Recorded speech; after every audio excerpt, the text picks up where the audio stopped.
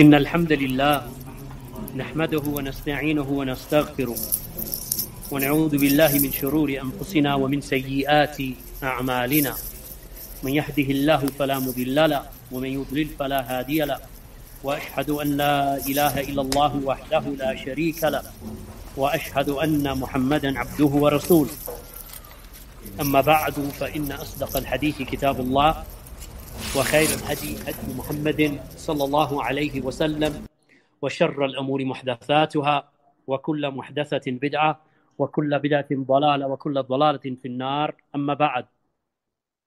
Then today I welcome my brothers and my sisters, all of you who are listening today online from Markaz Ad-Darimi here in the city or the capital city of Pakistan, Islamabad. May Allah subhanahu wa ta'ala preserve Islam upon Kitab and Sunnah and the way of the Salaf.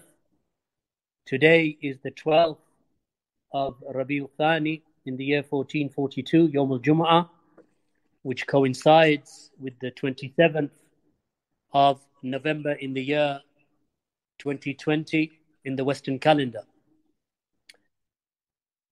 The topic that I've chosen or that which comes under the heading and the theme of today's conference is that the way of the Sahaba radiallahu anhum and adhering to their methodology is the way to exit all types of fitan. Our brother Zubair Abbasi Hafidhullah Ta'ala, that he has agreed to translate paragraph by paragraph inshallah throughout this lecture. Naam, تفضل أستاذ. جزاكم الله خيرا. إن الحمد لله نحمده ونستعينه ونستغفره ونعوذ بالله من شرور أنفسنا وسيئات أعمالنا من يهده الله فلا مضل له ومن يضلل فلا هادي له وأشهد أن لا إله إلا الله وحده لا شريك له وأشهد أن محمدا عبده ورسوله. أما بعد فإن أصدق الحديث كتاب الله وخير الهدي هدي محمد صلى الله عليه وسلم وشر الأمور محدثاتها وكل محدثة بدعة وكل بدعة ضلالة وكل ضلالة في النار وبعد. Then verily our Shaykh, our Ustad Abu Khadija Abdul Wahid Alam Hafidhahullah, may Allah preserve him, he began his talk. I'm sorry, I'm translating back into English. تو ہمارے شیخ ابو خدیجہ عبد الواحد عالم حافظہ اللہ نے اپنے خطاب کی شروعات کی خطبۃ الحاجہ سے، جو کہ مشتمل ہے نبی صلی اللہ علیہ وسلم کے ان اقوال پہ جس میں نبی صلی اللہ علیہ وسلم کچھ مخصوص آیتوں اور کچھ مخصوص تنبیہوں کا سہارا لیا کرتے تھے اپنے مختلف خطبات میں، خواہ وہ عقیقے کے خطبے ہوں یا ولیمے کے خطبے ہوں یا اس کے علاوہ جو جمعے کے خطبات ہیں. اور اس کے بعد استاد محترم نے اس چیز کے بارے میں آگاہ کیا کہ یہ آغاز ہوا چلتا ہے پہلے امام الدارمی دورے کا، جو منعقد ہو رہا ہے مرکز امام الدارمی اسلام آباد میں، جو کہ پاکستان، ریاست پاکستان کا دارالخلافہ ہے. اور انہوں نے دعا بھی کی کہ اللہ سبحانہ وتعالی اس سرزمین کو محفوظ فرمائے اور اس زمین کو قرآن و سنت پر گامزن کر دے، اور اس کے جو باشندے ہیں ان کو بھی. اور پھر اس کے بعد جو موضوع منتخب ہوا ہے اس کے بارے میں انہوں نے اطلاع دی، اور موضوع یہ ہے کہ فتنوں کے وقت میں نجات سلف کی راہ کو تھامنے میں ہے. یہ موضوع ہے شیخ محترم کا، اور میں اس دوران فقرہ فقرہ جو ہے ان کی گفتگو یا جو خطاب ہے اس کا ترجمہ کروں گا جتنی اللہ سبحانہ تعالیٰ نے مجھے استطاعت دی ہے. وباللہ توفیق. تفضل شیخنا. Jazakumullah khair. There is a narration reported by Imam al-Bukhari, rahimahullah ta'ala, that Khabbab ibn Arad, radiyallahu anhu, said that we complained to Allah's Messenger, sallallahu alayhi wasallam, of the persecution while he was sitting in the shade of the Kaaba, reclining upon his cloak. Now, شیخ محترم فرماتے ہیں کہ امام البخاری روایت کرتے ہیں خباب ابن ارت رضی اللہ عنہ سے کہ انہوں نے فرمایا کہ ایک مرتبہ ہم نے نبی صلی اللہ علیہ وسلم سے شکایت کی فتنوں کے بارے میں، اور ہم نبی صلی اللہ علیہ وسلم کے ساتھ درخت کی سائے تلے بیٹھے تھے، in the shade of the Kaaba, reclining on his cloak. کعبہ کے سائے کے تلے بیٹھے ہوئے تھے، اور نبی صلی اللہ علیہ وسلم جو ہے وہ ٹیک لگائے ہوئے تھے اپنے جو اوڑھنی ہے اس پر. So we said to the Prophet sallallahu alaihi wasallam, will you not seek Allah's aid for us? Will you not make dua to Allah for us? So the Prophet sallallahu alaihi wasallam said, amongst the nations who came before you, a man will be brought, and he'll be put inside, he'll be put in a ditch that was dug for him, and a sword will be placed over his head, and he would be cut into two pieces. Yet that would not cause him to give up his religion. Now, تو خباب بن ارت نے رسول اللہ صلی اللہ علیہ وسلم سے کہا کہ اے رسول اللہ، کیا آپ اللہ سے ہمارے لیے دعا نہیں کریں گے؟ کیا آپ اللہ سے ہمارے لیے مدد نہیں مانگیں گے؟ تو آپ صلی اللہ علیہ وسلم نے فرمایا کہ تم سے پہلے آنے والے لوگوں میں سے ایسے بھی ہوا کرتے تھے کہ جن کے لیے گھڑا کھودا جاتا، اور اس شخص کو جو مومن ہوتا تھا ان قوموں میں سے اس گھڑے میں اس کو ڈال دیا جاتا اور اس کے سر پر آرا چلا دیا جاتا، لیکن پھر بھی یہ معاملہ اسے اپنے دین کو چھوڑنے کا سبب نہ بنتا. a man's body would be placed, or a man's body would be combed with iron combs that would remove his flesh and veins from his bones. Yet that would not cause him to abandon his religion. Then he said, sallallahu alayhi wasallam, by Allah, this religion will prevail until a man will travel from Sana'a to Hadramaut, and he will not fear except for Allah or the wolf that may attack his sheep. And then he said, sallallahu alayhi wasallam, but you are a qawm that is musta'jiloon, that you are a hasty people. O kama qala alayhi salatu wassalam. پھر مزید آگے آپ صلی اللہ علیہ وسلم نے فرمایا، اور اسی طرح پچھلی آنے والی قوموں میں سے ان میں جو ایمان والے ہوتے تھے ان میں سے ایک شخص کو لایا جاتا اور ایک لوہے کی جو کنگھی ہے اس سے اس کے جسم کو پرو دیا جاتا، حتیٰ کہ اس کا گوشت اور اس کی جو رگیں ہیں اس کی ہڈیوں سے علیحدہ ہو جاتی، لیکن پھر بھی وہ اپنا دین نہ چھوڑتا. لیکن تم جلد باز لوگ ہو. اور پھر آپ صلی اللہ علیہ وسلم نے مزید آگے فرمایا کہ اللہ کی قسم کہ یہ جو دین ہے یہ غلبہ آور ہو کے رہے گا، حتیٰ کہ ایک شخص صنعاء سے حضرموت تک، یہ دو شہر ہیں یمن کے علاقے میں، کہ ایک شخص صنعاء سے حضرموت تک سفر کرے گا اور وہ کسی چیز سے خوف نہیں کھائے گا سوائے اللہ سبحانہ و تعالیٰ سے یا ایک بھیڑیے سے جو اس کی مویشیوں پہ حملہ آور ہو جائے. او کما قال صلی اللہ علیہ وسلم. So this, my brothers and sisters, was a period wherein Allah subhanahu wa ta'ala tested the believers.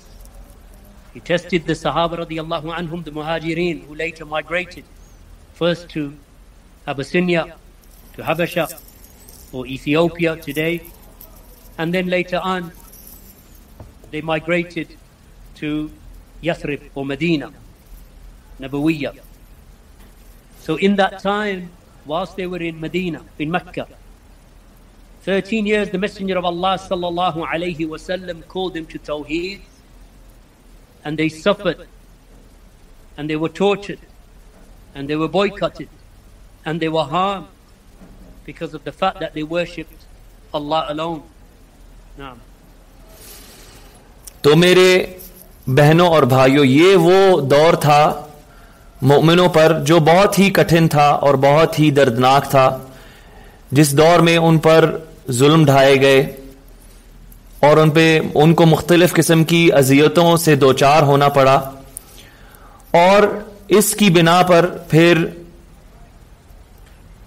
جو مومن تھے مکہ کے دور میں انہیں ہجرت بھی کرنی پڑی، اپنی سرزمین بھی چھوڑنی پڑی. اور سب سے پہلی جو ہجرت مسلمانوں نے کی مکہ کے دور میں وہ تھی حبشہ کی طرف، جو وقت حاضر میں ایتھیوپیا کے نام سے مشہور ہے. اور پھر دوسری ہجرت بھی انہیں کرنی پڑی یثرب کی طرف، یا جسے اب ہم مدینہ کہتے ہیں. اور نبی صلی اللہ علیہ وسلم کا یہ جو دور تھا مکہ کی زندگی کا اور مسلمانوں کا، یہ 13 برس تک رہا، اور اس میں نبی صلی اللہ علیہ وسلم اللہ کی توحید کی طرف بلاتے رہے اور مسلمان صبر کرتے رہے اسی دعوت پر. And when we look at the situation of the Muslims today, barakallahu feekum, we see that the Muslims actually, in many situations, that they resemble in their places that they live in, especially in the Western world, in the non-Muslim lands, that they are also oppressed in the sense that it is difficult for them to practice their religion in those lands. And when we look at the Muslim Ummah as a whole, likewise we find that their adherence to the deen of Allah subhanahu wa ta'ala becomes more and more difficult as the generations go by. And this is why I always make the point to my brothers and sisters, especially those living in Europe and in North America and in Australia and other places where those lands are non-Muslim lands, to migrate from those lands and flee with your religion, so that you may enter into the lands of Islam and strengthen them, and strengthen your iman, and strengthen your religion. Because it is not easy for a Muslim to live amongst the kuffar, and then generation after generation for their religion, or the religion of their children and their grandchildren to survive. So we find that Allah subhanahu wa ta'ala commanded migration twice. Once to Abyssinia and once to Medina. What was that migration for? It was not a migration for worldly needs. It was a migration to flee with the religion, so they may be able to preserve their religion and practice it with ease and without difficulty. So when we say to our brothers and sisters who live amongst the kuffar to migrate, then we are asking them something that is better for them, and better for their religion, and better for their children, and better for their generations that are to come after them. Because the more that you live in a society that restricts you in your ibadah, like those countries of Europe and North America, where they restrict the Muslims. And we are individuals who were born in those lands, and we know how they are in those countries. As the years have gone by, their ideologies have become more liberal, and their attitude towards the Muslims have become more and more intolerant. So, just as Allah subhanahu wa ta'ala commanded the believers to migrate, to flee with their religion so they may practice it and preserve it, then likewise is the situation, barakallahu feekum, throughout time, that whenever you are in a land, especially in the lands of the non-Muslims, then it will never be easy for you to practice your religion. And this is especially so for those who come from countries with a Muslim heritage, or those who are living in a country like the non-Muslim countries, and they come from a country with an Islamic heritage. For them it is easy, alhamdulillah, for them to return back to Morocco, or Tunisia, or Egypt, or Pakistan, or Yemen, or other than that from the Muslim countries. But it is the dunya that they fear. The loss of dunya Whereas the Sahaba radiallahu anhum did not fear the loss of dunya. They wanted to worship Allah subhanahu wa ta'ala. So they migrated to Abyssinia, where the Prophet ﷺ said that in that land there is a king, and Najashi, and he does not oppress anyone. Meaning that you can go to that land and you can practice your religion. So they left Darul Shirk, Mecca, in that time where 360 idols were worshipped around the Kaaba. And they migrated for Allah's sake. And then when Medina opened up for them, and this was a land of Islam, a Dawla Islamiyya, then all of the Sahaba radiallahu anhum, that they migrated for Allah's sake, and they wanted to be in the city of the Prophet sallallahu alaihi wasallam, where the adhan can be called, and the people can worship, and they can live in security and peace, and know that their children will be able to worship Allah subhanahu wa ta'ala without any obstacles. So this situation, barakallahu feekum, is something even over the centuries we find that the scholars they speak about. Return to the lands of Islam. Migrate to the lands of Islam. Do not fear the dunya. Fear Allah subhanahu wa ta'ala. Do not fear loss. For indeed Allah subhanahu wa ta'ala will open up avenues for you from where you could never have imagined. Barakallahu feekum. Now. آگے شیخ محترم نے اس حدیث اور اس کے بعد جو انہوں نے کلمات کہے، اس کے بعد جو حالات حاضرہ ہیں مسلمانوں کے، اس کے بارے میں ذکر کیا کہ آپ دیکھیں، فرماتے ہیں کہ آج بھی مسلمانوں کی کچھ ویسی حالت ہے جو اس وقت مکہ کی دور میں مسلمانوں کی حالت تھی، خاص کر کے ان مسلمانوں کی جو کافر، جو غیر مسلمان ممالک میں رہتے ہیں۔ تو ان ممالک میں آپ دیکھیں کہ ہم یہ دیکھتے ہیں کہ وہ ممالک مزید دن بہ دن لبرلزم کی طرف بڑھتے جا رہے ہیں، اور اس کی وجہ سے جو مسلمان وہاں پر رہائش پذیر ہیں ان کو مشکلات کا سامنا کرنا پڑتا ہے اپنے دین کے تعلق سے، کہ وہ اپنا دین وہاں پر آسانی سے اس پر نہیں چل سکتے، اس پر گزر بسر نہیں کر سکتے، ان کو تنگی کا سامنا کرنا پڑتا ہے۔ تو اسی لیے اللہ سبحانہ وتعالی نے اس وقت کے جو مسلمان تھے ان کو حکم دیا کہ ہجرت کریں، ایک دفعہ نہیں بلکہ 2 دفعہ، پہلی مرتبہ حبشہ کی طرف اور دوسری دفعہ پھر یثرب کی طرف۔ اور یہی حکم ہر وقت کے مسلمانوں کے لیے ہے جو اپنے آپ کو ایسے حالات میں پائیں کہ وہ ایسے ممالک میں رہتے ہوں، خاص کر کے جو غیر مسلمان ممالک میں مسلمان رہتے ہیں، کہ وہ اپنے آپ کو ایسی حالت میں پائیں کہ ان کے لیے ان کا دین تنگ کر دیا گیا ہو اور ان کے دین میں ان کے لیے مشکلیں پیدا کر دی گئی ہوں، تو ان کو پھر یہ چاہیے کہ وہ اللہ کے اس فرمان پہ، اس حکم پر عمل کریں کہ وہ ہجرت کریں مسلمان ممالک کی طرف، کیونکہ اسی میں ان کے دین کی بہتری ہے، ان کی آنے والی نسلوں کی بقا ہے، اور ان مسلمان ممالک میں وہ اپنا دین اچھی طرح اس پر عمل کر سکتے ہیں اور مسلمان معاشرے میں رہ سکتے ہیں، جس میں ان کی آنے والی پشتیں جو ہیں وہ اسلامی طور طریقے کو اپنا کر چلیں گی۔ اور اس کے ساتھ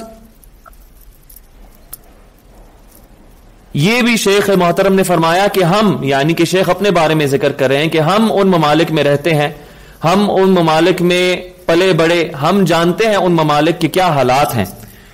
تو شیخ کہتے ہیں کہ اللہ آپ سب کو بابرکت کرے، ان مسلمانوں سے مخاطب ہوتے ہوئے جو غیر مسلمان ریاستوں میں، ممالک میں جا کر رہتے ہیں، اور ان کا اصل مسلمان ممالک سے ہے، کہ آپ لوگ اپنے جو باپ و اجداد کے جو ممالک ہیں، جو آپ کے ثقافتی، اسلامی ثقافتی جو ممالک ہیں جہاں سے آپ کا تعلق ہے، اصلاً آپ ان ممالک کی طرف لوٹیں، وہاں پر جا کر اپنی رہائش پکڑیں، تاکہ آپ اپنے دین کو اچھی طرح، آپ اپنے دین پر اچھی طرح چل سکیں، آپ کو تنگی نہ ہو، آپ کے لیے وہاں پر اپنے دین پر عمل کرنا آسان ہو، آپ کی آنے والی نسلوں کے لیے آسان ہو۔ اور حقیقتاً جو چیز بہت سے ایسے لوگ، ایسے مسلمان جو ان ممالک میں رہتے ہیں، یعنی بیرونی ممالک، غیر مسلمان ممالک میں، ان کا جو ڈر ہوتا ہے وہ دنیاوی غرض سے ہوتا ہے کہ جو مسلمان ممالک ہیں ان میں شاید ان کو ایسی معاش، ایسا روزگار نہ ملتا ہو جو انہیں ان ممالک میں ملتا ہے. تو صحابہ آپ دیکھیں بنسبت ان لوگوں کے، انہوں نے کیا کیا کہ مکہ ایک بہت معروف جگہ تھی، ایک سینٹر تھا، ایک مرکز تھا جو جزیرہ عرب ہے اس کا. کعبۃ اللہ وہاں پر ہوا کرتا تھا. جو قریش تھے، مشرکین تھے، کعبہ کے ارد گرد انہوں نے 360 بت نصب کیے ہوئے تھے، ان کی وہ پوجا کیا کرتے تھے. پھر اللہ سبحانہ تعالیٰ نے دین اسلام کا پیغام بھیجا نبی صلی اللہ علیہ وسلم کو بعثت کر کے، تو آپ صلی اللہ علیہ وسلم نے پھر توحید کی طرف دعوت دی، اور مسلمانوں نے جو اسی شہر کے رہائشی تھے، اسی میں پلے بڑے، اسی میں ان کے باپ و اجداد رہتے تھے، ان پر ان کا دین تنگ کر دیا گیا، ان پہ ظلم و ستم ڈھایا گیا.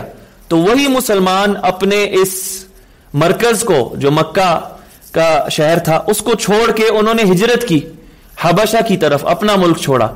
پھر دوسری دفعہ مدینہ کی طرف ہجرت کی، اور پھر مدینہ میں آپ صلی اللہ علیہ وسلم نے اسلامی ریاست قائم کی. اس میں مسلمانوں کی پہلی جو مسجد ہے مسجد النبوی اس کو قائم کیا، اور پھر مسلمان جو ہیں ان کو اپنے دین کے لحاظ سے آسانی ملی. پھر وہ اپنے دین کو صحیح طرح گزر بسر کرنے لگے، اور جو حالت تھی ان کی پہلے خوف میں جو وہ مبتلا تھے اور ظلم کی وجہ سے جو وہ ڈرے رہتے تھے، اب ان کی حالت امن و امان کی حالت میں بدل گئی. تو اسی لیے جو مسلمان خاص کر کے بیرونی ممالک جو ہیں، غیر مسلمان جو ممالک ہیں وہاں پر جا کر رہتے ہیں، ان کو صحابہ اور یہ جو پہلے مسلمانوں کی جو پشت تھی نبی صلی اللہ علیہ وسلم کے ساتھ جو مسلمان تھے، ان کا یہ جو فعل ہے، ان کا یہ طور طریقہ ہے، اسے اپنانا چاہیے تاکہ وہ مسلمانوں کے ملکوں کی طرف لوٹیں، اپنے باپ و اجداد کے ممالک کی طرف لوٹیں، اور وہاں پر جا کے پھر وہ ان ممالک کو مضبوط کریں، نہ کہ غیر مسلمانوں کے ممالک میں رہ کے ان کو مضبوطی مہیا کریں، بلکہ اپنے جو ممالک ہیں ان کو بنائیں، ان میں انویسٹمنٹ کریں، ان میں اپنی جو سکلز ہیں، جو کچھ انہوں نے سیکھا ہے، مختلف جو شعبے انہوں نے پڑھے ہیں یونیورسٹیز میں یا جس میں وہ تخصص رکھتے ہیں، وہ واپس مسلمانوں کے ملک میں لے کے جائیں تاکہ مسلمان ملک اپنے پیروں پر کھڑے ہوں اور مضبوط ہوں. نعم شیخنا. جزاک اللہ خیر. So after the Sahaba radiallahu anhum, they obeyed Allah and they obeyed the Messenger of Allah sallallahu alayhi wa sallam, and they worshipped Allah alone, and they sacrificed themselves for the deen of Allah, and they did not fear poverty. Then Allah bestowed upon them victory after victory. Oppression was replaced with justice, and people, the Sahaba radiallahu anhum, they lived in safety, and the dunya was opened up for them, and Allah gave them security. So much so that Islam that began in Medina, meaning that the Dawla Islamiyya or the Islamic state that began in Medina, within 100 years the Muslims had entered into Spain. Where did this come from except from the bounties of Allah subhanahu wa ta'ala upon a people who worshipped Allah, obeyed Allah, were righteous and pious and kept away from the major sins. Allah bestowed this upon them.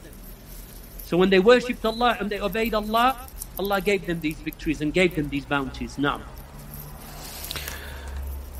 شیخ محترم آگے فرماتے ہیں، تو آپ یہ دیکھیں کہ صحابہ نے جب اللہ اور اس کے رسول صلی اللہ علیہ وسلم کے حکم کی پاسداری کی، اس پر عمل کیا اور اس پر گامزن ہو گئے اور اس پر صبر کیا، تو پھر اللہ سبحانہ تعالیٰ نے ان کی جو ان کا معاملہ تھا خوف اور ہراسے کا اور ظلم کا جو ان کے ساتھ معاملہ پیش آ رہا تھا، تو اللہ سبحانہ تعالیٰ نے ان کی اس صبر کی وجہ سے اور اللہ اور اس کے رسول کے اوامر پہ عمل کرنے کی وجہ سے اللہ نے ان کی اس حالت کو امن و امان کی حالت میں تبدیل کر دیا، اور اللہ نے انہیں اپنی مسلمان ریاست عطا فرما دی، حتیٰ کہ مدینہ کی ریاست قائم ہونے کے 100 سال کے اندر مسلمانوں کی یہ حالت ہو گئی تھی کہ مسلمان 100 سال کے اندر مدینہ میں ہجرت کرنے کے بعد اسپین کو فتح کر رہے تھے. اسپین کو جسے اندلس کہا جاتا تھا اس کو فتح مسلمان کر رہے تھے. یعنی کہ مدینہ کی ریاست سے لے کر پوری جو شام کا علاقہ ہے اور اس کے بعد پھر جو مغربی جو افریقہ کے ممالک ہیں مراکش وغیرہ سب کا یہ سفر طے کرتے کرتے یورپ آ پہنچے مسلمان اور اس کو فتح کر رہے تھے. اور اللہ نے یہ فتوحات ایک دوسرے کے اوپر نیچے مسلمانوں کو عطا کی ان کے صبر، ان کے توحید کو پکڑنے پر اور ان کے اعمال الصالحہ کرنے پر، اور جو بڑے گناہ ہیں جو کبیرہ ہیں ان سے اجتناب کرنے پر اللہ سبحانہ تعالیٰ نے ان کو یہ ساری فضیلتوں سے نوازا. نام. So Allah subhanahu wa ta'ala stated in the Quran, السابقون الأولون من المهاجرين والأنصار والذين اتبعوهم بإحسان رضي الله عنهم ورضوا عنه وأعد لهم جنات تجري تحتها الأنهار خالدين فيها أبدا ذلك الفوز العظيم. Allah subhanahu wa ta'ala states in the Quran, the first and foremost to embrace Islam from the Muhajirin and from the Ansar, then those who follow them, meaning follow them bi ihsan, meaning with precision, then Allah will enter them, and Allah has promised them that Allah is pleased with them and they are pleased with Allah, and Allah has promised them gardens of paradise under which rivers flow to remain therein for eternity, and that is the Fawzul Azim, meaning that is the great success. So Allah promised 3 groups of people His pleasure and His paradise and the greatest of success. 3 groups of people. Allah did not mention a 4th. Who are the 3 groups of people that Allah promised? The Muhajirun, the Ansar, and those who follow them.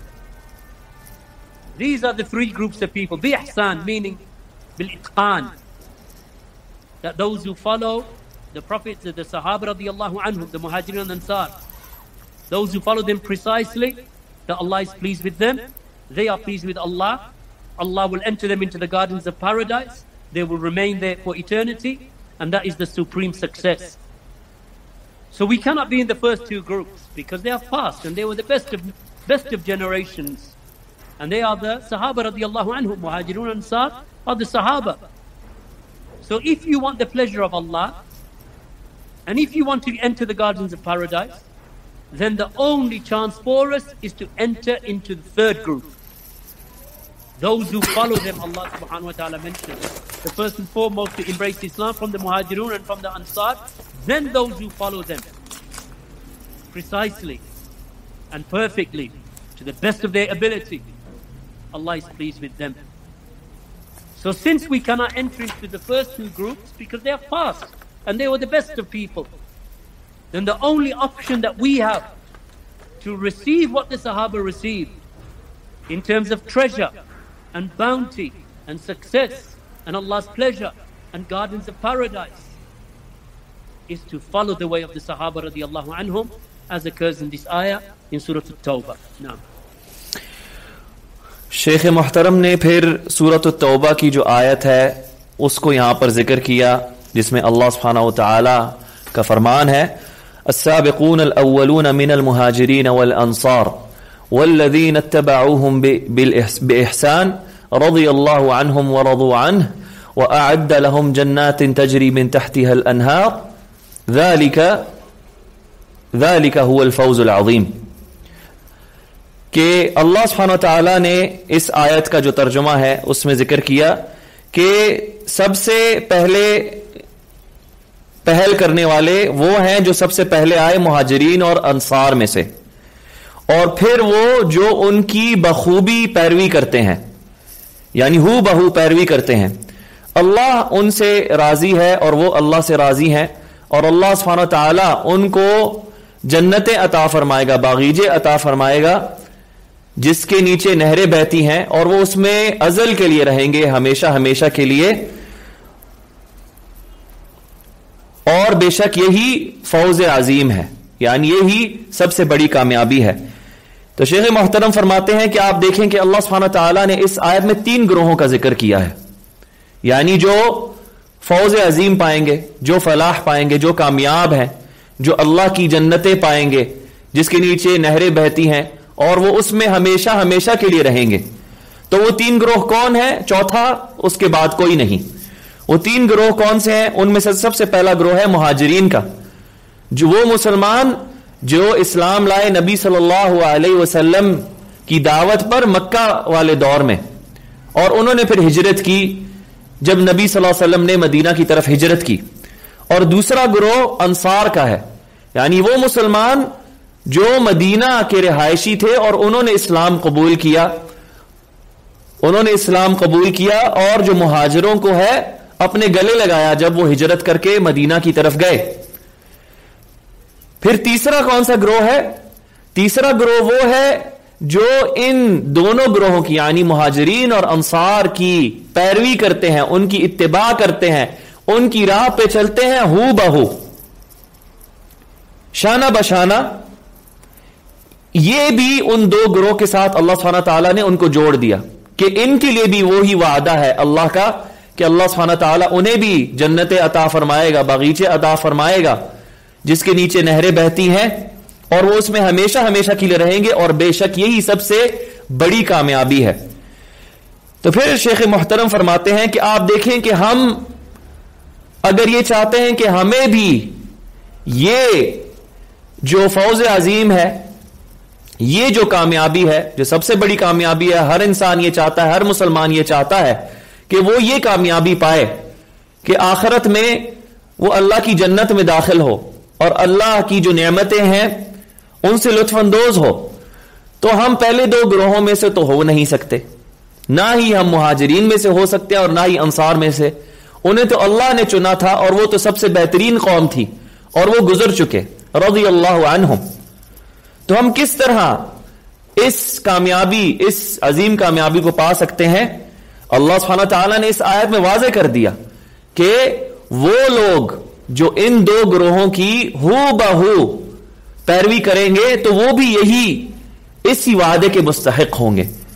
تو پھر ہمیں یہ چاہیے کہ ہم صحابہ کو جو طور طریقہ ہے اس کو ہو بہو اچھے طریقے سے اس کو اپنائیں اور اسی پر چلیں تاکہ ہم یہ عظیم کامیابی پا سکیں. نعم. And when we look at the time of the Sahaba radiallahu anhum and who the Sahaba were at the death, as is mentioned in a narration in Sahih al-Bukhari, where Imam al-Bukhari mentions that at the death of the Prophet sallallahu alayhi wasallam there were 114,000 companions. At the death of the Prophet sallallahu alayhi wasallam, 114,000 companions. Shaykh al-Islam Ibn Taymiyyah rahimahullah ta'ala said that the Sahaba radiallahu anhum never differed in their aqeedah and they never differed in the manhaj. Their usul was united.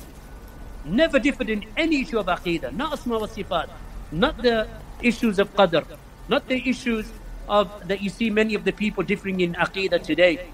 The Sahaba were united upon the usul, and they were united upon their aqeedah, united upon the methodology. This is how the Sahaba were, radiyallahu anhum. You don't find the Sahaba falling into bid'ah. The Sahaba never fell into those sects of misguidance that we saw appearing at the end of the time of the Sahaba. Rather, the Sahaba radiyallahu anhum united upon the sunnah of Allah's Messenger sallallahu alayhi wasallam, and they did not tolerate bid'ah, and they did not tolerate opposition to the aqidah, opposition to the tawheed, opposition to the methodology.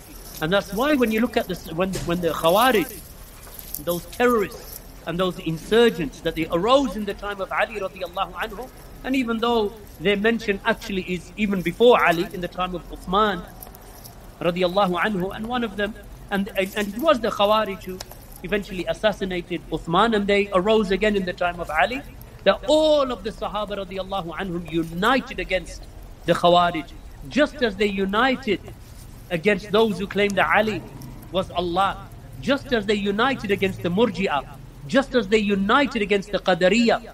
The Sahaba radiyallahu anhum, not a single one of them fell into bid'ah. 114,000. So that should put into our minds the firmness or the steadfastness of the Sahaba radiallahu anhum in holding on to the Sunnah and keeping away from anything that opposed that which the Prophet sallallahu alaihi wasallam was upon. Naam. آگے شیخ محترم فرماتے ہیں کہ امام بخاری رحمہ اللہ اپنی کتاب میں اپنی صحیح البخاری میں ذکر کرتے ہیں کہ نبی صلی اللہ علیہ وسلم کی وفات کے وقت 1,14,000 صحابہ موجود تھے. 1,14,000 صحابہ موجود تھے نبی صلی اللہ علیہ وسلم کی وفات کے وقت. اور شیخ الاسلام ابن تیمیہ فرماتے ہیں کہ صحابہ میں سے کسی نے بھی دوسرے صحابی سے عقیدے یا جو اصول ہے اس پہ اختلاف نہ کیا. یعنی صحابہ میں جو دین اسلام کے جو عقائد ہیں، خواہ وہ اللہ کے اسماء و صفات سے تعلق رکھتا ہو یا اللہ سبحانہ تعالیٰ کی ربوبیت یا الوہیت یا دوسرے جو عقیدے کے معاملات ہیں اور جو اصول ہیں، نکات ہیں، صحابہ کا کبھی بھی اس پر اختلاف نہیں ہوا. اور شیخ الاسلام یہ بھی فرماتے ہیں کہ کسی بھی صحابی سے کوئی بدعت صادر نہیں ہوئی، کسی صحابی نے کوئی بدعت نہیں گھڑی، بلکہ یہ بدعتیں تو صحابہ کے بعد جو آنے والے لوگ تھے، یعنی کہ جو صحابہ نہیں تھے، یعنی کہ جنہوں نے نبی صلی اللہ علیہ وسلم کے ہاتھ پر اسلام قبول نہیں کیا یا نبی صلی اللہ علیہ وسلم کے ساتھ ملاقات کر کے اسلام قبول نہیں کیا، وہ گمراہ جو گروہ تھے جب وہ پیدا ہوئے اور وہ ظاہر ہوئے تو انہوں نے پھر یہ بدعتیں گھڑنی شروع کی. اور صحابہ جب یہ بدعتیں جب ظاہر ہوئیں اور ان کے جو بانی تھے اور ان کے گروہ جب ان کا ظہور ہوا تو صحابہ متفق ہو گئے ایک جگہ پہ ان بدعتوں کے خلاف. نہ کہ صحابہ میں اپنے آپ میں کوئی اختلاف تھا، صحابہ میں ایک تو اپنے آپ میں کوئی اصول اور عقائد پر اختلاف کبھی نہ تھا، نہ انہوں نے کوئی بدعت گھڑی، بلکہ جب ان بدعتوں کا اور ان گروہوں کا، بدعتی گروہوں کا جب ظہور ہوا تو صحابہ اکٹھے ہو گئے ان بدعتوں اور ان گروہوں کے خلاف اور ان کے خلاف جنگ کی، جن میں سے سب سے پہلے آنے والے خوارج تھے، جن کا ظہور حقیقتاً عثمان رضی اللہ عنہ کے زمانے میں ہوتا ہے، کیونکہ عثمان رضی اللہ عنہ کو قتل کرنے والے یہی ان کی شروعات تھی، یہ وہ خوارج تھے جو ان کے خلاف پھر علی رضی اللہ عنہ نے بھی جنگ کی اور اللہ نے علی رضی اللہ عنہ کو ان پر برتری دی. اور پھر صحابہ نے اسی طرح جس طرح ان خوارج کے خلاف اکٹھے ہو کر جنگ کی اور یکجاں ہو گئے، ان میں یکجہتی رہی ان بدعتیوں کے خلاف، ان انتہا پسندوں کے خلاف. اسی طرح جب اس گروہ کا ظہور ہوا جس نے علی رضی اللہ عنہ کو خدا ماننا شروع کر دیا، علی رضی اللہ عنہ کو رب ماننا شروع کر دیا، یہ عقیدہ رائج کرنے لگے، تو صحابہ اور علی رضی اللہ عنہ ان کے ساتھ شمار تھے اس میں، انہوں نے سب نے یکجاں ہو کر اس گروہ کے خلاف جنگ کی. اور اس کے بعد پھر قدریہ کا ظہور ہوا جو قدر کی نفی کیا کرتے تھے. تو صحابہ میں کبھی بھی اصول پر، دین کے جو اصول ہیں اور جو عقائد ہیں اس پہ کبھی اختلاف نہیں ہوا، بلکہ صحابہ ہمیشہ جو دین کے خلاف اٹھنے والے گروہ اور آوازیں تھیں اور عقائد تھے، صحابہ اس کے خلاف یکجاں رہے، ان میں یکجہتی تھی اور مل کر انہوں نے ان بدعتوں کا مقابلہ کیا. نام. So the strength of the Sahaba radiallahu anhum was in their aqidah, was in their tawheed, was in their methodology, their manhaj, and their unity upon the usul. Just as Allah has said, وَاعْتَسِمُوا بِحَبْلِ اللَّهِ جَمِيعًا وَلَا تَفَرَّقُوا وَاذْكُرُوا نِعْمَةَ اللَّهِ عَلَيْكُمْ إِذْ كُنْتُمْ أَعْدَاءً فَأَلَّفَ بَيْنَ قَلُوبِكُمْ فَأَصْبَحْتُمْ بِنِعْمَتِهِ إِخْوَانًا. Where Allah subhanahu wa ta'ala has mentioned, and hold on all of you together to the rope of Allah and be not disunited, and remember the bounty of Allah upon you when you were enemies one to another, and then by the grace of Allah you became brothers one to another. So Allah commanded them to hold on to the rope of Allah, to be united upon this rope. This rope, as the Salaf have said, Ibn Abdul Barr, Shaykh al-Islam Ibn Taymiyyah, and many of the Salaf, that they said this rope of Allah, it is Tawheed, it is the Jama'ah, it is the Sahaba, it is Ikhlas, it is Aqidah. So Allah commands the Ummah and commanded the Sahaba to hold on to the rope of Allah This is why Allah subhanahu wa ta'ala gave them victory and kept them united. If you have different aqa'id, and if you have different beliefs, then how can you ever be united? And that's why in the time of Jahiliyyah, the Arabs were never united. Even though there were families together, there were tribes, and then within those tribes they had sub-tribes, and they had branches of those tribes, but they were never united. Because Allah will never unite their hearts together except upon the aqeedah. So this is why Allah subhanahu wa ta'ala commanded them to hold on to the rope of Allah, the kitab, the sunnah, the aqeedah, the tawheed, the usul, the methodology, the way of the Sahaba. Hold on to that. Hold on to the way of the Muhajirin and the Ansar. وَاذْكُرُوا نِعْمَةَ اللَّهِ عَلَيْكُمْ. And Allah mentions, after mentioning, do not be divided, He said, and remember the bounty of Allah upon you when you were enemies one to another. Then Allah united your hearts. By the grace of Allah, you became brothers one to another. So what brought about this brotherhood? Except this aqeedah, and these usul, and this manhaj. Today when you look at the ummah, and how many sects there are, each of them divided in their aqeedah. So how are you going to unite people with a divided aqeedah? How are you going to unite people when one is worshipping the dead in his grave, and the other one, he's putting all of these amulets and superstitious, tama'im, and these ta'weez that he's putting upon his body, and another one that he travels thousands of miles to go and make tawaf of a grave. Then you find another one who denies the attributes of Allah. Then you find another one who says that the actions are not from Iman. Then you find another one who says that Iman does not increase and decrease. Then you find another one who believes that the way to revive the ummah is just to go out for 40 days knocking on people's doors. Each of them following a different path. Following the path of this sheikh or that sheikh that is buried in a grave here or buried in a grave over there. All of these different aqa'id and different beliefs, whether it be the belief of the Murji'ah or the belief of the Asha'ira or the belief of the Maturidiyya or the belief of the Ithna Ashariyya, these different aqa'id and these different beliefs, how is the ummah going to be united? The enemies of the ummah of Muhammad sallallahu alayhi wasallam today, they know full well that it is because of these different beliefs that the Muslims they hold that the weakness in the ummah has arrived. This is why they continue to see to promote the division of the Muslims in their aqeedah. And the Muslims themselves, these various sects that have divided up, each of them rejoicing as Allah subhanahu wa ta'ala mentioned, each of them rejoicing in that which is with them. كُلُّ حِزْبٍ بِمَا لَدَيْهِمْ فَرِحُونَ. Every hizb rejoicing and happy at their different sectarianism. So when you look at the Muslims and you wonder why the Muslims are divided, they're divided because their aqeedah is divided.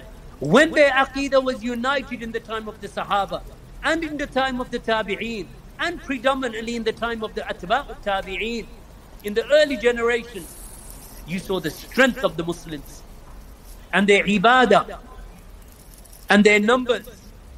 And you saw the non-Muslims entering into Islam and Allah giving them victory after victory after victory. Where did all of this come from? Why? Because the closer you are to the sunnah of Allah's Messenger sallallahu alayhi wasallam and to the way of the Sahaba radiyallahu anhum, the more Allah gives you in terms of security and peace and tranquility and victory and honor and glory. And this is not just speaking on the level of the ummah as a whole, even individually.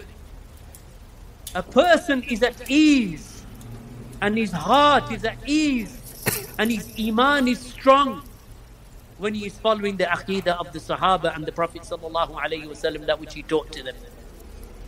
This is where the Muslims will find their victory and happiness and joy, whether it be on the level of one's family and one's children, or whether it be on a global level. This is where the Muslims will find their happiness. And this is when Allah subhanahu wa ta'ala will be pleased with them. And this is when Allah subhanahu wa ta'ala has promised them to enter them into the gardens of paradise to remain therein forever. Now,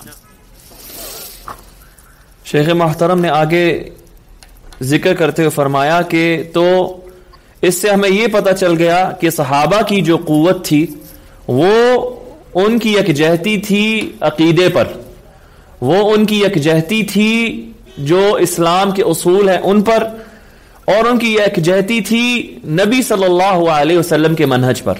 یہ اس میں ان کی قوت تھی. تو اسی لیے اللہ سبحانہ و تعالی نے تنبیہ کرتے ہوئے صحابہ پر یہ آیت، یعنی صحابہ کے دور میں یہ آیت نازل ہوئی تھی نبی صلی اللہ علیہ وسلم پر، کہ اللہ سبحانہ و تعالی نے فرمایا تھا وَاعْتَصِمُوا بِحَبْلِ اللَّهِ جَمِيعًا وَلَا تَفَرَّقُوا، کہ تم سب مل کر اللہ کی جو رسی ہے اسے مضبوطی سے تھام لو، وَلَا تَفَرَّقُوا، اور پھر بٹ مت جاؤ، ایک دوسرے سے اختلاف مت کر لو. اس آیت کے بارے میں ابن عبد البر، ابن تیمیہ اور دیگر جو علماء ہیں انہوں نے یہ ذکر کیا کہ یہاں پر اللہ کی رسی سے مراد توحید ہے، اور دیگر علماء نے اس سے مراد، اور جو مفسرین ہیں تابعین وغیرہ میں سے انہوں نے یہ بھی ذکر کیا کہ یہاں پر اللہ کی رسی سے مراد دین اسلام ہے، اور اللہ کی رسی سے مراد یہاں پر اللہ کی کتاب ہے، قرآن ہے، اور یہاں پر معذرت اللہ کی رسی سے مراد نبی صلی اللہ علیہ وسلم کی سنت ہے اور صحابہ کا جو طریقہ ہے. یہ ساری چیزیں ایک ہی چیز کی دلالت کرتی ہیں اور یہی اللہ کی رسی ہے. تو اللہ نے پھر یہ بھی ذکر کیا اس آیت میں آگے یاد دلاتے ہوئے کہ یاد کرو کہ تم ایک دوسرے کے دشمن ہوا کرتے تھے، اور پھر اللہ نے تم سب کو تم لوگوں میں بھائی چارہ پیدا کر دیا، اور تم اللہ کی نعمت سے ایک دوسرے کے بھائی بن گئے. تو اس تنبیہ سے اللہ سبحانہ تعالی نے یہ واضح کر دیا کہ اگر مسلمان اپنے عقائد میں، اپنے اصولوں میں ہی پھوٹ پڑی ہوگی، ان میں وہ اختلاف کریں گے ایک دوسرے سے، تو کس طرح ان میں یکجہتی پیدا ہوگی، اور جب تک ان میں یکجہتی پیدا نہیں ہوگی تو کس طرح ان میں قوت آئے گی، کس طرح اللہ سبحانہ تعالیٰ کی جو نصرت ہے ان پر نازل ہوگی، کس طرح جو ظلم اور جو ذلت ہے مسلمانوں پر جو طاری ہے، جو نازل ہوئی ہے ان پر، وہ اللہ سبحانہ تعالیٰ کس طرح اٹھائے گا جب تک مسلمان اپنے عقائد میں ہی ایک نہ ہوں گے. اور اسی لیے جو عرب تھے نبی صلی اللہ علیہ وسلم کے زمانے میں، نبی صلی اللہ علیہ وسلم کی بعثت سے پہلے ان سب میں پھوٹ پڑی ہوئی تھی. الگ الگ قبائل تھے، قبیلوں میں الگ الگ خاندان تھے، ایک دوسرے کو قتل و غارت، وہ ایک دوسرے کی قتل و غارت کیا کرتے تھے، کیونکہ ان کا کوئی ایک عقیدہ نہیں تھا، کوئی چیز ان کو جوڑتی نہیں تھی، اور کوئی چیز جب ان کو متحد نہیں کرتی تھی تو اسی لیے وہ ایک دوسرے کے ساتھ لڑ پڑتے تھے، اور یہی ان کی کمزوری کا باعث بنا.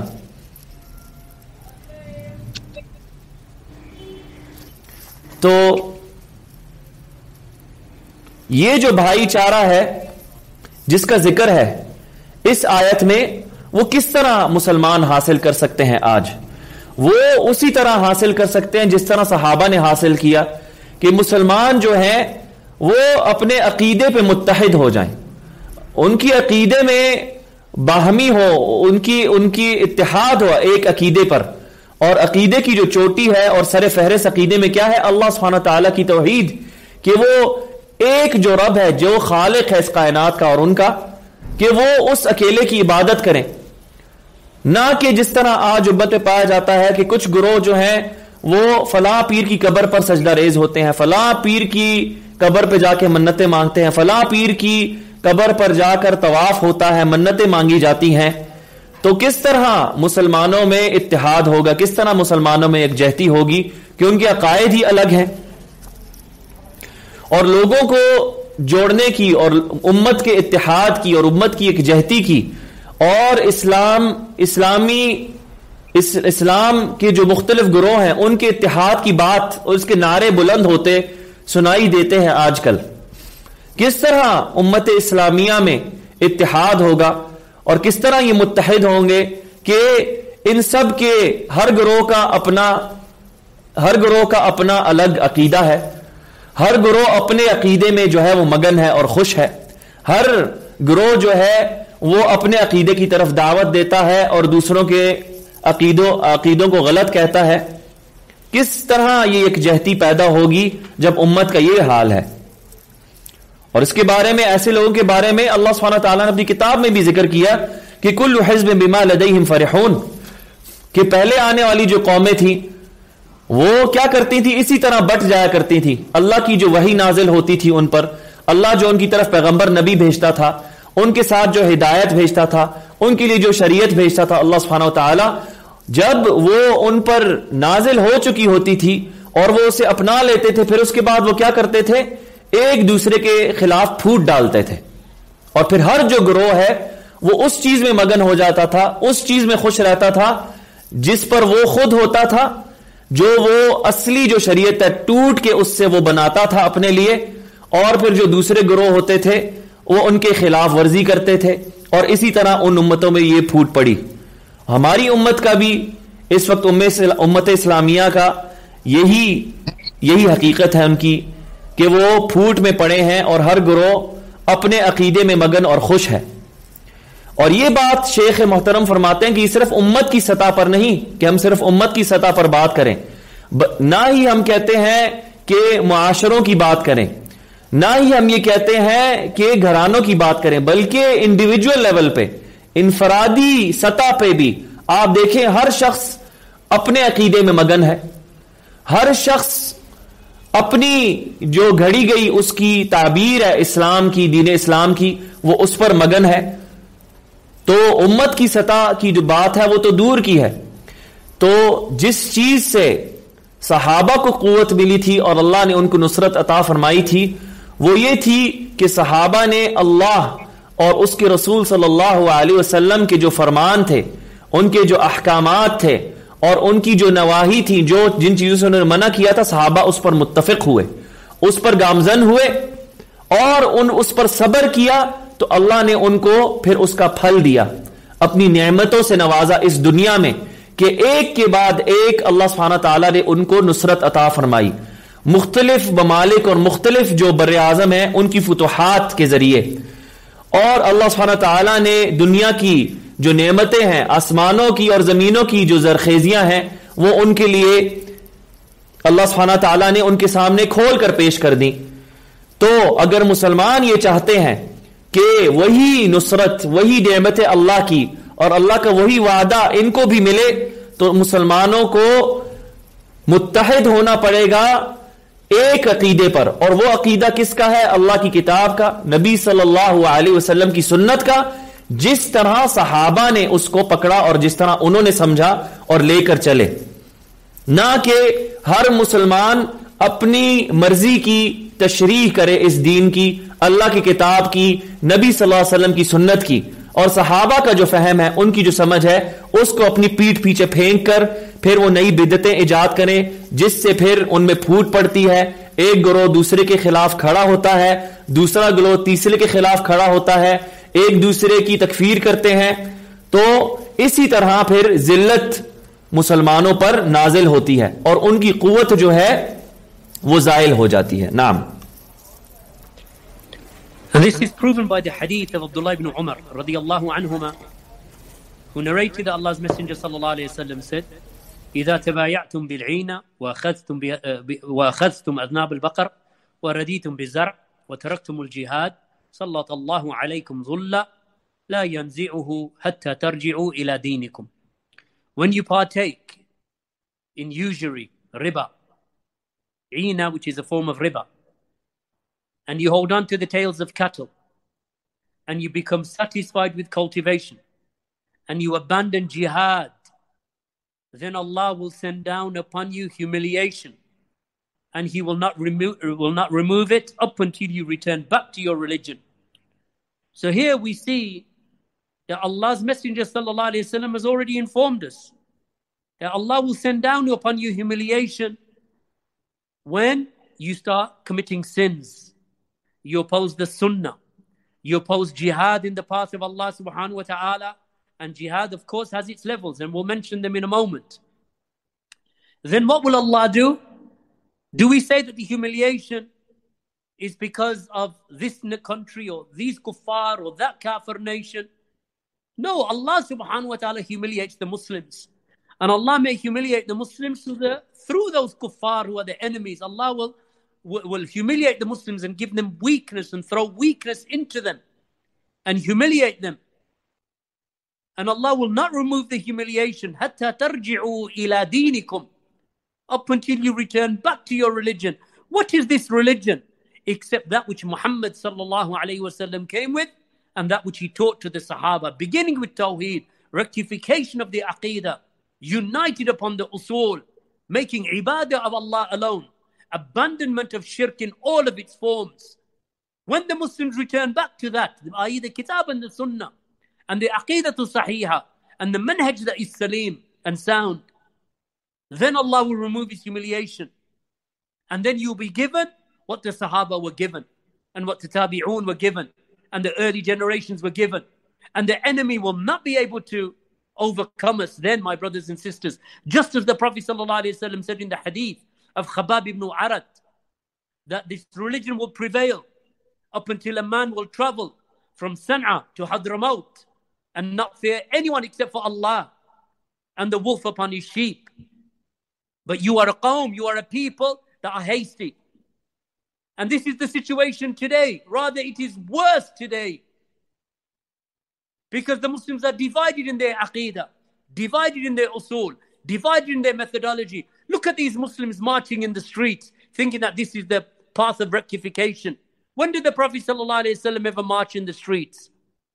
Look at these Muslims that are going around graves and worshipping the dead in their graves. When did the Sahaba radiallahu anhum make this circumambulation or make tawaf of the graves? When did the Sahaba radiallahu anhum travel from city to city looking for graves that they can make sajda to? When did the Sahaba radiallahu anhum build mosques upon graves? Find a mosque where the Sahaba built a grave. Find a grave where the Sahaba radiallahu anhum built a mosque over it. Rather, Ali radiallahu anhu said that I will command you with what the Messenger of Allah commanded me with. Do not come across an image except that you deface it. And do not come across a grave except that you level it to the ground. This was the way of the Sahaba. The way of the Sahaba radiallahu anhum wasn't to build structures over graves and then call the people to come and visit them and charge them 10 rupees or 100 rupees or 1,000 rupees. This wasn't the way of the Sahaba radiallahu anhum. The Sahaba radiallahu anhum believed that Allah was above the 7 heavens over his throne. They did not believe that Allah was everywhere. They believed in the ulu of Allah subhanahu wa ta'ala. So where is this aqeedah of the Sahaba today? We want unity. We want the Sahaba, and we deal in riba. We want victory. And all of our properties are built upon riba and usury and interest. We want what the Sahaba had. And we don't practice jihad, not even the first level of jihad, which is the jihad against oneself, as the Prophet ﷺ said. The best jihad that you can perform is the jihad that you perform against yourself in obedience to Allah. Where is that level of jihad? And as Ibn Qayyim said, that the first level of jihad in itself has 4 levels. And the first of those levels is the seeking of knowledge. So where is the ummah seeking knowledge? The knowledge of Tawheed, the knowledge of what the Sahaba were upon and what the Prophet ﷺ taught them. Where is that in our times? But we want what the Sahaba have. And we think that when you go out marching in the streets against the Muslim rulers, that we fill the streets and we block the roads, that a person cannot travel to even visit his mother because the roads are blocked, because all of these people are demonstrating in the streets. Do they believe that this will bring about rectification? Rectification, as Imam Malik said, rahimahullah ta'ala, that the latter part of this ummah will not be rectified except that which rectified its earlier part, meaning the way of the Sahaba radiallahu anhum. That's what Imam Malik ibn Anas said, and he died in 179. Bid'ah will not rectify the ummah. Marching in the streets will not rectify the ummah. Rather, these are innovations. Look at how they filled the streets with the celebration of the birthday of the Prophet sallallahu alaihi wasallam. Yet we don't find a single Sahabi celebrating his birthday and marching in the streets or cutting cakes. I'll say, this is the birthday of the Prophet sallallahu alaihi wasallam, so we're going to make a birthday cake for him. Sahaba would do that. Find us where the Sahaba did that. You want what the Sahaba were given in terms of honor and victory and salvation. As one of the Salaf said, that you seek the path of salvation, or that you seek salvation but you do not tread its path. Verily, ships do not sail on dry land. So they want salvation, but they don't tread its path. Just like a person, he wants to traverse an ocean and he puts his ship upon dry land. How is he going to go into the ocean when he's sitting on dry land? No, my brothers and my sisters. The humiliation of Allah comes when the Muslims oppose the Sunnah. They abandon the seeking of knowledge, and they do not act upon the Sunnah, and they do not call to the Sunnah, and they do not have patience upon the Sunnah. They scream in the streets, and you say to them, bring me one narration where the Sahaba radiallahu anhum demonstrated in the streets, and they were more oppressed than you, and they were not living in the lands of Islam. Mecca was ruled by the worst of the mushrikeen. Yet the Prophet ﷺ never demonstrated, and the Sahaba never demonstrated, and the Tabi'een never demonstrated. Abu Hanifa never demonstrated. Malik never demonstrated. Imam Shafi'i never demonstrated. Ahmad ibn Hanbal never demonstrated. And rather the same can be said about these people, about the birthday of the Prophet ﷺ. You want to be given what they were given, but you don't want to tread their path. Why? Because it's too hard for you. You want the easy way out. Unity and escape from fitna and corruption and oppression will not come about. Freedom from all of these difficulties will not come about except by holding fast to the Kitab and the Sunnah, the way of the Sahaba, and the abandonment of bid'ah. Find their path. Study their path, which is the path of Salafiyah, the path of Sunnah, the madhab of the Salaf. Learn it, understand it, and follow it. And inshallah, Allah will give to this ummah what He gave to the Sahaba radiallahu anhum. Naam. شیخ محترم نے پھر اس کے بعد نبی صلی اللہ علیہ وسلم کی اس حدیث کا ذکر کیا کہ جس میں نبی صلی اللہ علیہ وسلم نے فرمایا کہ جب تم جہاد اللہ کی راہ میں جہاد کو چھوڑ دو گے اور تم پھر جو گائیں بکریاں بھینسیں یا جو مویشی ہیں ان میں مگن ہو جاؤ گے اور جو کاشت کرنا اور زراعت ہے اس میں مگن ہو جاؤ گے, اس کو اپنے لیے کافی سمجھ لو گے, تو پھر اللہ سبحانہ تعالیٰ تم پر ذلت نازل فرمائے گا. تو تم پر اللہ سبحانہ تعالیٰ ذلت نازل کرے گا اور وہ تب تک تم سے یہ ذلت نہیں اٹھائے گا جب تک تم اس کے دین کی طرف نہیں لوٹتے. تو شیخ حافظہ اللہ نے اس میں بہت سارے نکات ذکر فرمائے. میں پوری کوشش کروں گا جو مجھے یاد ہے میں ان کو دہرا دوں. کہ شیخ نے یہ کہا کہ آپ دیکھیں کہ یہاں پر جو جہاد کا سب سے پہلے ذکر ہے اس آیت میں, وہ جہاد کیا ہے اس کا ہم آگے ذکر کریں گے, اور اس جہاد کے 4 مرتبے ہیں. پھر اس میں کیا ذکر ہے کہ مسلمان جو ہیں وہ اپنے دین کو چھوڑ کر وہ اپنی دنیا میں مگن ہو جائیں گے, تو اللہ سبحانہ تعالیٰ ان پر ذلت نازل کرے گا. اور یہی حالت ہے آپ پاتے ہیں مسلمانوں کی کہ انہوں نے اپنے دین کو چھوڑ دیا ہے, وہ اپنی دنیا میں مگن ہو گئے ہیں. دنیا کے جو دنیا والوں کے جو غیر مسلمانوں کے طور طریقے ہیں, جو دنیا کے لوگ ہیں, کیونکہ آخرت میں ان کا کوئی حصہ نہیں, ان کے طور طریقوں کو اپنانے میں مگن ہے, اپنے دین کو نہیں سیکھتے, اپنے دین کی جو اساس ہے, اصول ہیں, جو عقائد ہیں, ان کو نہیں جانتے. تو کیا پھر توقع رکھتے ہیں مسلمان کہ ان پر کیا نازل ہوگا؟ اللہ کی طرف سے ان پر عزت نازل ہوگی, ان کی عزت افزائی ہوگی, یا ان پر ذلت نازل ہوگی؟ اور آپ یہ دیکھیں کہ جو صحابہ تھے رضی اللہ عنہم, کہ انہوں نے دنیا کو ٹھکرایا, انہوں نے اس دنیا کو ٹھکرایا, اللہ کے دین کا تمسک اختیار کیا, تو اللہ سبحانہ تعالیٰ نے پھر ان کو نصرت سے نوازا، ان کو جو برتری ہے دوسری قوموں پر وہ برتری دی. آپ دیکھیں جو قریش تھے، وہ اس زمانے کے جو قریش تھے جب نبی صلی اللہ علیہ وسلم کی بعثت ہوئی اور مسلمانوں نے دین اسلام کو قبول کیا، قریش جو تھے وہ مسلمانوں پہ غالب تھے اور مسلمان کمزور تھے. لیکن کس طرح پھر کرتے کرتے مسلمان جو ہیں وہ بالآخر قریش پر غلبہ آور آ گئے. کیوں؟ کیونکہ انہوں نے اپنے دین کو پکڑا، اللہ کی کتاب جو ہے اسے پکڑا، نبی صلی اللہ علیہ وسلم کی تعلیمات کو پکڑا، اور وہ صحابہ تھے تو اللہ سبحانہ تعالیٰ نے ان کو یہ برتری دی.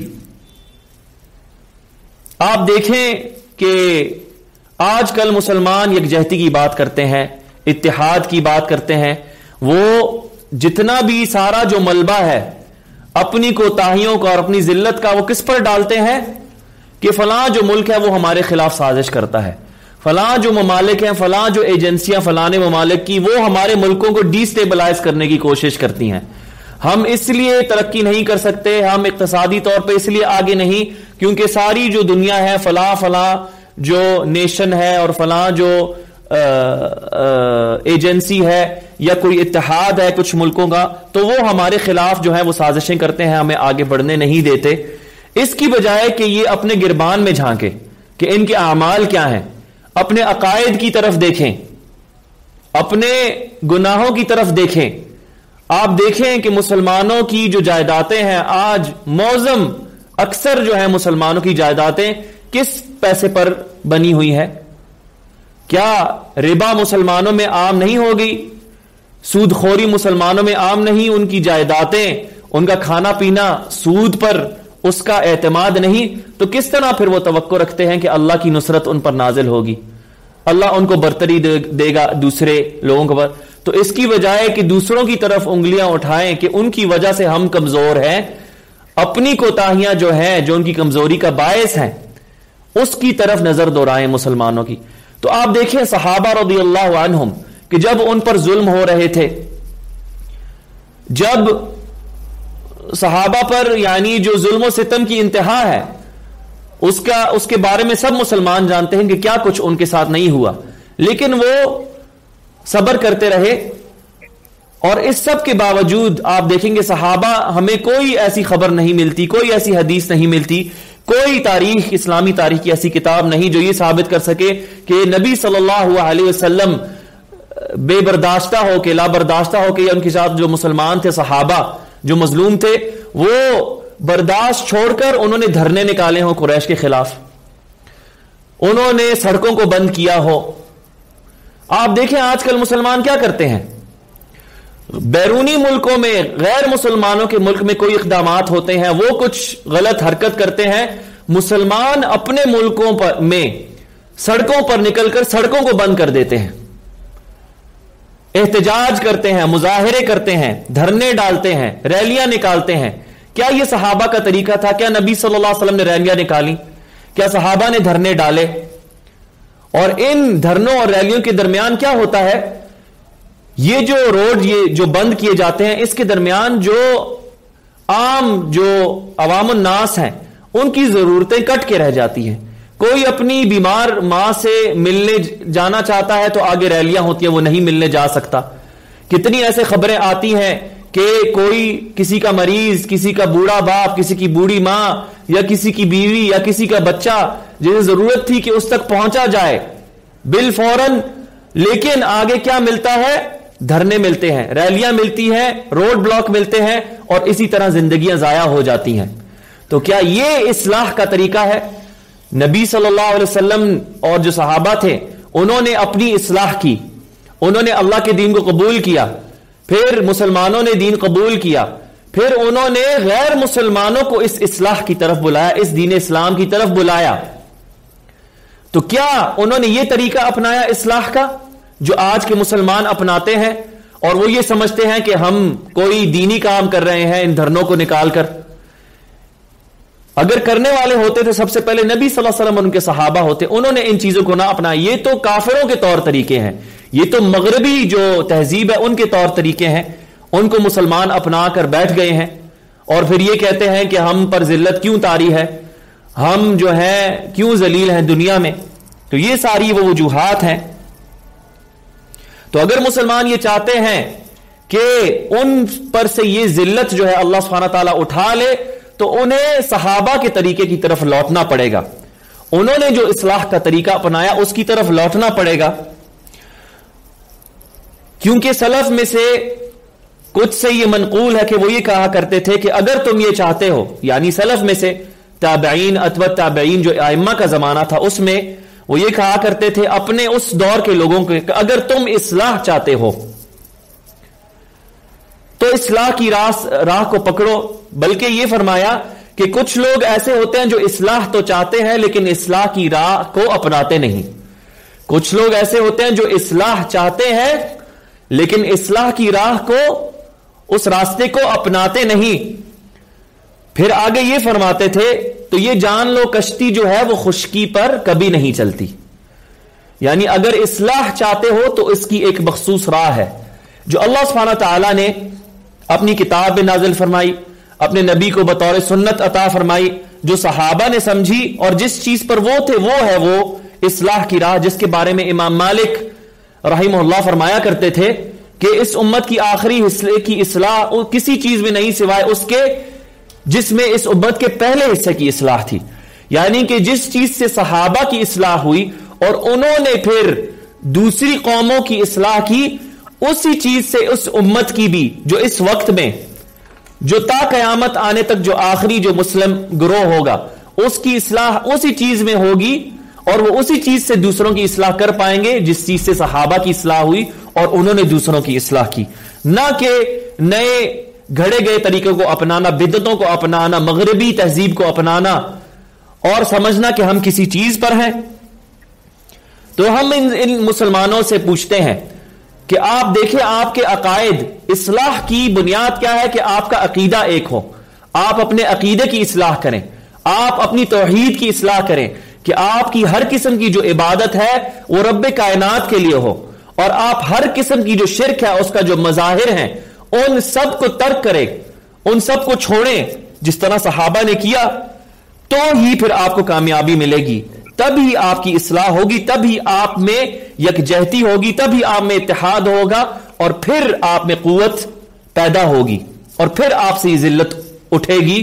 تو پھر آپ کو پتا چلے گا کہ حقیقتاً یہ جو غیر مسلمان ریاستیں یا یہ جو حکومتیں یا یہ جو تنظیمیں ہیں ان کی قوت ان میں نہیں تھی, کمزوری ہم میں تھی. تو ہم ان لوگوں سے جو نعرے بلند کرتے ہیں کہ اسلام کی جو خلافت ہے اس کی طرف واپس لوٹیں, اور وہ دھرنے لے کے آتے ہیں اس کی وجہ سے, اور روڈوں کو بلاک کرتے ہیں, تو ہم یہ پوچھتے ہیں کیا نبی صلی اللہ علیہ وسلم, کیا صحابہ نے, کیا امام ابو حنیفہ نے, کیا امام مالک نے, ان کے بعد جتنے علماء آئے جن کے یہ مقر ہیں, جن کو یہ مانتے ہیں, کیا انہوں نے یہ طور طریقے اپنائے؟ آپ دیکھیں کہ ایک طرف نعرے بلند ہوتے ہیں کہ اسلامی قانون نافذ کیا جائے, نعرے بلند ہوتے ہیں کہ خلافت قائم کی جائے, دوسری طرف آپ دیکھیں کہ مسلمانوں کے عقائد کا کیا حال ہے, کیا حال ہے مسلمانوں کے عقائد کا. مزاروں پر پڑے ہیں, مزاروں پر منتیں مانگ رہے ہیں, طواف کر رہے ہیں, غیر اللہ کو پکار رہے ہیں, نبی صلی اللہ علیہ وسلم کی مولد منایا جا رہا ہے, نبی صلی اللہ علیہ وسلم کا مولد. تو ہم پوچھتے ہیں کیا نبی صلی اللہ علیہ وسلم نے اپنا مولد منایا تھا؟ کیا صحابہ نے اپنا نبی صلی اللہ علیہ وسلم کا مولد منایا تھا؟ کیا ابو حنیفہ نے نبی صلی اللہ علیہ وسلم کا مولد منایا تھا؟ کیا دیگر ائمہ نے جن کے یہ پیروکار اپنے آپ کو باور کروانا چاہتے ہیں انہوں نے نبی صلی اللہ علیہ وسلم کی جو سالگرہ ہے وہ منائی تھی؟ کسی نے نہیں منائی. تو پھر یہ کیوں مناتے ہیں؟ بلکہ یہ سارے طور طریقے شیطانی ہیں, اور ان انسانوں کے جو شیطانوں کے پیروکار ہیں کہ وہ مسلمانوں کو ایسی بدعتوں کو جو وہ گھڑتے ہیں اپنے لیے اس کے پیچھے لگا دیں تاکہ اس کی وجہ سے ان میں اتحاد پیدا نہ ہو پائے. کیونکہ اتحاد کی ایک ہی راہ ہے, نبی صلی اللہ علیہ وسلم کا راستہ, صحابہ کا راستہ جس پر وہ اس دن تھے. جس طرح نبی صلی اللہ علیہ وسلم فرمایا کرتے تھے ما انا علیہ و اصحابی. تو یہ ملخص تھا جو شیخ وفقہ اللہ نے یہاں پر ذکر کیا. نعم شیخ. So in this Sheikhana wafaqakum Allah, it's time for adhan. So we're just going to تفضلوا. طيب. Because inshallah, because Maghrib is upon us now. نعم. So in the last minute, I will conclude inshallah for my lecture. And that is, in conclusion, Allah subhanahu wa ta'ala has mentioned in his book, إِنَّ اللَّهَ لَا يُغَيِّرُ مَا بِقَوْمٍ حَتَّى يُغَيِّرُوا مَا بِأَنفُسِهِمْ. That verily Allah does not change the condition of a people until they change what is in themselves. So if we want a change and we want betterment for ourselves, our families, our communities, our cities, our countries and the ummah, let us begin with ourselves. Allah subhanahu wa ta'ala has said, Ya ayyuhalladhina amanu qu anfusakum wa ahlikum nara.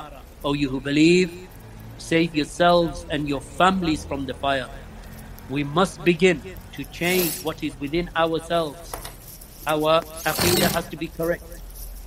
Our ibadah has to be correct. We have to be mukhliseen. We have to give good tarbiyah to our children. We are screaming and shouting in the streets and in social media, and yet our own families are falling apart, and we are not teaching them the aqeedah. Let's begin with this first level of jihad, the jihad of seeking knowledge and acting upon that which we know. This is how we begin. And through that, insha'Allah, Allah subhanahu wa ta'ala will bring about rectification to this ummah, just as He brought it to the ummah in the time of the Sahaba radiallahu anhum. And upon that note, inshallah, I will finish. وَجَزَاكُمُ اللَّهُ خَيْرًا وَسُبْحَانَكَ اللَّهُمَّ وَبِحَمْدِكَ أَشْهَدُ أَن لَا إِلَهَ إِلَّا أَنْتَ أَسْتَغْفِرُكَ وَأَتُوبُ إِلَيْكَ. جزاکم اللہ خیرا شیخنا. تو شیخ محترم نے اختتام میں، کیونکہ مغرب کا وقت آ پہنچا ہے، انہوں نے یہ فرمایا، یہ آیت ذکر کی. بلکہ اس سے پہلے میں کچھ نقاط جو مجھے یاد آ گئے میں ان کو بھی دہرا دیتا ہوں. تو پھر یہ جو جہاد جس کا اللہ سبحانہ تعالیٰ نے اس آیت میں ذکر کیا، نبی صلی اللہ علیہ وسلم نے جس کا ذکر کیا اس حدیث میں کہ تم جس جہاد کو چھوڑ دو گے، تو جہاد کے 4 مرتبے ہیں، اہل علم بتاتے ہیں. اور ابن القیم کہتے ہیں کہ ان پہلے مرتبہ جو ہے ان میں سے اس مرتبے میں بھی 4 مرتبے ہیں. وہ سب سے پہلا مرتبہ ان 4 مرتبے جو ہیں جہاد کے، وہ کیا ہے کہ نبی صلی اللہ علیہ وسلم نے فرمایا سب سے بہترین جہاد وہ ہے کہ ایک شخص اپنی نفس کے خلاف جہاد کرے اللہ کی فرما برداری میں. کہ ایک شخص اپنی نفس سے جہاد کرے، مطلب وہ چیزیں جن کی طرف وہ مائل ہوتا ہے گناہوں کی بنسبت، تو وہ اپنے آپ کو گناہوں سے روکے، اپنی شہوتوں پر قابو پائے، وہ چیزیں جو اللہ نے اس پر واجب قرار دی ہیں اس پر گامزن رہے، ان پر عمل پیرا رہے. یہ مراد ہے اس سے. اور پھر آپ دیکھیں کہ ابن القیم کہتے ہیں یہ جو مرتبہ ہے جہاد نفس، اس میں 4 مرتبے ہیں، اور اس کا سب سے پہلا مرتبہ کیا ہے؟ علم حاصل کرنا. کس چیز کا علم حاصل کرنا؟ سب سے بنیادی چیزوں سے علم حاصل کیا جاتا ہے. اللہ کی توحید کا علم سب سے پہلے.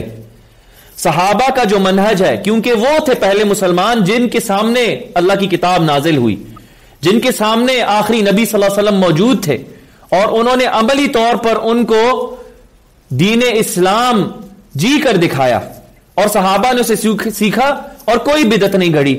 تو آپ دیکھیں جب مسلمان اپنی نفس سے ہی جہاد کرنا انہوں نے چھوڑ دیا ہے، اور اس جہاد میں سب سے پہلی جو شق ہے کہ وہ علم حاصل کریں اپنے دین کا، وہ بھی چھوڑ دیا ہے، تو کس طرح وہ توقع رکھتے ہیں کہ ان کی یہ ذلت ان سے اٹھائی جائے گی اور ان کے حالات بہتر ہوں گے.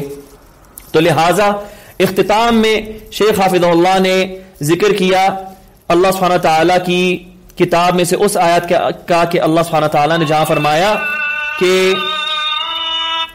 ان اللہ لا یغیر بقوم حتی یغیروا بما فی انفسہم، کہ بے شک اللہ سبحانہ تعالی کبھی بھی کسی قوم کی حالت تب تک تبدیل نہیں کرتا کہ جب تک وہ اپنی حالت خود تبدیل نہیں کرتے. تو اسی لیے ہمیں یہ چاہیے مسلمانوں کو، ایک ہر فرض، پھر اس کے بعد ہر جو خاندان ہے اور ہر جو معاشرہ ہے اور مسلمانوں کا ہر جو شہر ہے اور مسلمانوں کا ہر جو ملک ہے اور پھر جو امت اسلامیہ ہے، کہ وہ سب اپنی اصلاح شروع کریں، اپنی اصلاح سے شروع کریں. اور اپنی اصلاح کہاں سے شروع ہوگی؟ کہ وہ اپنے عقائد ٹھیک کریں، کہ وہ توحید کی طرف لوٹیں، کہ وہ نبی صلی اللہ علیہ وسلم کی سنت کی طرف لوٹیں، اور وہ صحابہ کا جو منہج ہے، جو طور طریقہ ہے، اس کو اپنائیں. اسی میں ان کی اصلاح اور بقا ہے. اور جو چیزیں توحید کے خلاف جاتی ہیں، جو بھی شرکیات ہیں، ان کو ترک کریں. جو بدعات ہیں ان کو ترک کریں. جو منہج صحابہ کے منہج کے خلاف جاتا ہے اس سے منہ موڑیں. تب ہی مسلمانوں کے معاشرے میں، امت میں اور ان کے گھرانوں میں اور ہر فرض میں، ہر جو فرد ہے اس میں پھر اصلاح پیدا ہوگی. کیونکہ اللہ سبحانہ تعالیٰ نے ہی فرمایا ہے کہ یا ایھا الذین آمنوا قوا انفسکم واہلیکم نارا، کہ اے ایمان والو اپنی اور پھر اپنے گھر والوں کو اللہ کی آگ سے بچاؤ. تو اللہ نے حکم دیا کہ آگ سے بچا جائے. کون بچے؟ کہ آپ خود سب سے پہلے بچیں اور پھر اپنے گھر والوں کو بچائیں. تو جب ہر فرد جو ہے اس امت کا وہ اپنی اصلاح کرے گا، اپنے گھر والوں کی اصلاح کرے گا، تو اسی طرح معاشرے کی اصلاح ہوگی، پھر ہمارے شہروں کی اصلاح ہوگی، اور پھر ہمارے ممالک کی اصلاح ہوگی، اور اسی طرح پھر پوری امت کی اصلاح ہوگی. اور اصلاح سوشل میڈیا پہ بیٹھ کے جو ہے نعرے بازی کرنا یا سڑکوں پہ نکل کے نعرے بازی کرنے کا نام نہیں، بلکہ اصلاح نام ہے اللہ کی کتاب، نبی صلی اللہ علیہ وسلم کی سنت اور صحابہ کی طریقے کی طرف لوٹنا. اور اسی میں مسلمانوں کی بقا ہے، اور اسی سے پھر اللہ سبحانہ و تعالی جو ہے مسلمانوں سے خوش ہوگا. اور یہی دین کی طرف لوٹنا ہے، یہی دین کی طرف لوٹنا ہے جو نبی صلی اللہ علیہ وسلم نے اس حدیث کے آخر میں فرمایا کہ جب تک تم اپنے دین کی طرف نہیں لوٹتے. تو اس طرح دین کی طرف لوٹنا ہوگا، نہ کہ ان دھرنوں کے ذریعے، نہ ہی سوشل میڈیا کے ذریعے، نہ ہی دوسرے لوگوں پہ اپنی کوتاہیوں کو تھوپنے کے ذریعے. تو پھر اللہ سبحانہ تعالیٰ اس ذلت کو اس امت سے اٹھائے گا، اور پھر مسلمان اپنے آپ کو قوت میں پائیں گے، اور پھر مسلمانوں پر جو ہے اللہ سبحانہ تعالیٰ کی نصرت نازل ہوگی. اور یہاں پر پھر شیخ نے اپنی خطاب کا اختتام کیا. واللہ تعالی اعلم. سبحانک اللہم و بحمدک، اشہد ان لا الہ الا انت، استغفرک و اتوب الیک.